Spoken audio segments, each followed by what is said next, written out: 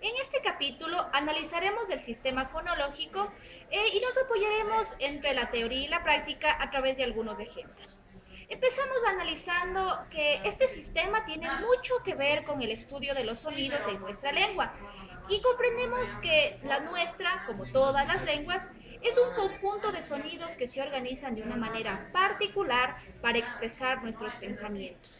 Entonces, un sistema vendría a ser esa organización de todos esos sonidos. En toda lengua, los sonidos se dividen en dos grupos, vocales y consonantes, que se cambian y esto es lo que forma el sistema.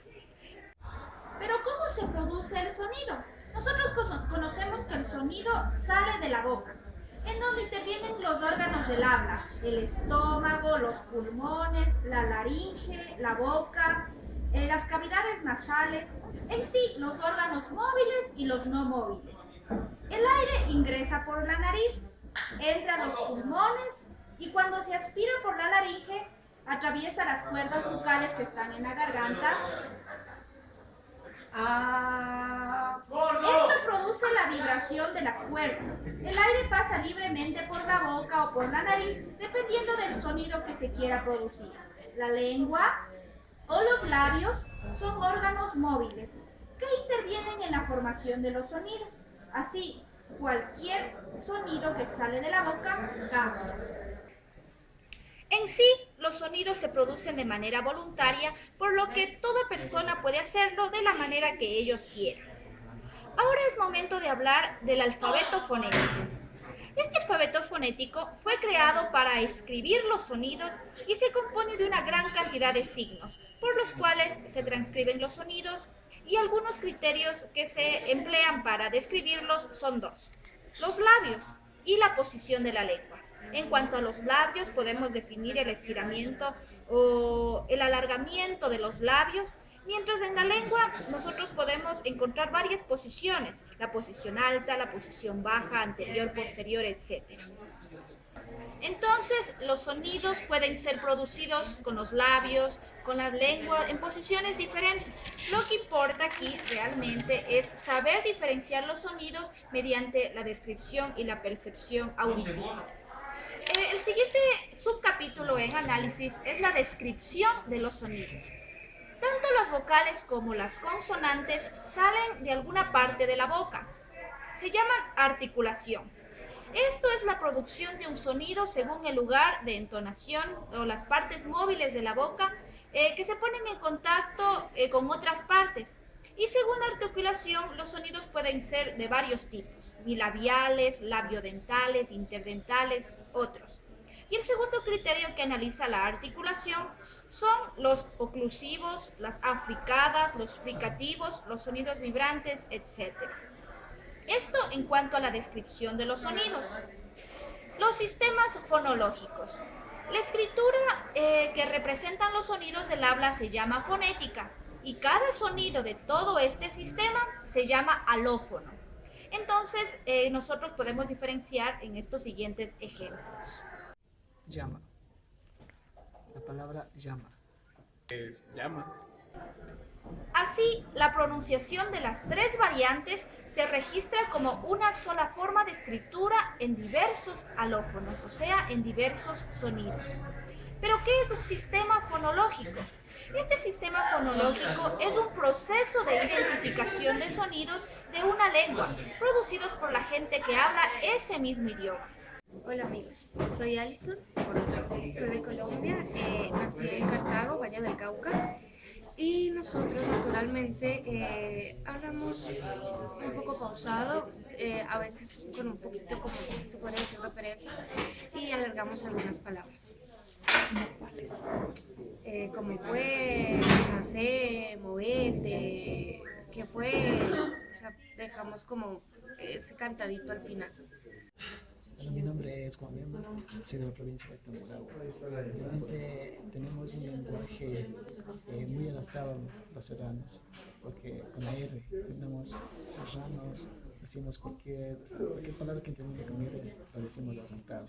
Yo creo que eso es ya propio de uno mismo y eso hace que Ecuador tenga diferentes tonalidades de voz, donde que se ve reflejado también que hay una diversidad de lenguajes, de idiomas y de pronunciación.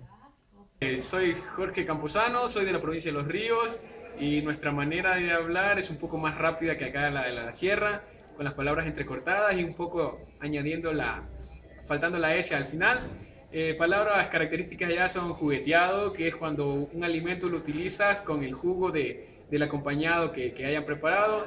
Visaje, cuando alguien te está buscando problemas. Lámpara es como que algo está mal o algo está diferente. Y profesor, que es normal para denominar a una persona que tienes respeto para él o algo por el estilo. Ya. Este proceso inicia con un listado de palabras a lo que se le conoce como corpus, que es una especie de registro de todas esas frases, oraciones, palabras, etcétera, que tiene nuestro idioma. Posteriormente, la siguiente etapa de este proceso es el muestreo, que es el escogimiento de los lugares o personas que se habla de una manera. Posterior a esto tenemos la obtención de los datos que permite hacer unas generalizaciones que permiten identificar las variantes más notorias de la lengua. Y por último, la transcripción, que es la traducción en papel de los datos que se han registrado. Concluido este proceso, se empieza con el análisis de la información que sirve para definir los componentes de un sistema. Ya diferenciando este proceso, es hora de identificar los fonemas. Y para identificar uno de los mecanismos para identificar el sistema fonético es de definir su distribución en la lengua y la manera en que se puede conocer cómo son y cuándo son significativos dentro de una cultura esta lengua. Y para esto vamos a comprender vamos a definir lo que es un alfabeto. El alfabeto define la continuidad de la dependencia lingüística o a la lengua dominante, pero para definirlo necesitamos algunos criterios. Estos criterios, según varios autores lingüistas, dicen que son criterios lingüísticos, criterios pedagógicos, políticos y sociales, cada uno con las características propias en donde se desarrolla. Dentro de estos capítulos también analizamos el sistema ortográfico, que es aquel que establece las normas básicas para la estabilización de la escritura, que puede sufrir modificaciones de tiempo para ser más eficiente dentro de una cultura. Dentro de esto necesitamos la ortografía de vocales y consonantes, ya que el sistema establece normas de uso, determinadas características que pueden tener algunas consonantes, como la respiración, la nasalización, entre otras.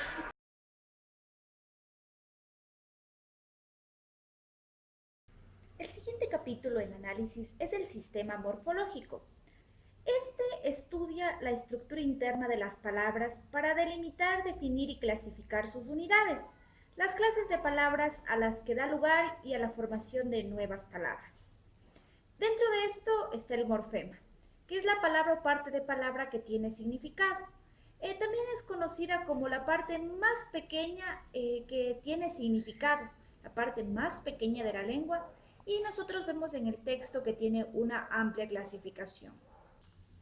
Los morfemas libres son aquellos que pueden aparecer aislados de otros morfemas, mientras que los ligados son aquellos que aparecen unidos a otras raíces y no se pueden dar de manera libre. También están los morfemas derivacionales que se relacionan con el vocabulario de la lengua y permite construir nuevas palabras en base a una raíz, como por ejemplo la palabra tocadiscos. Es una palabra compuesta por dos morfemas y que tiene un significado.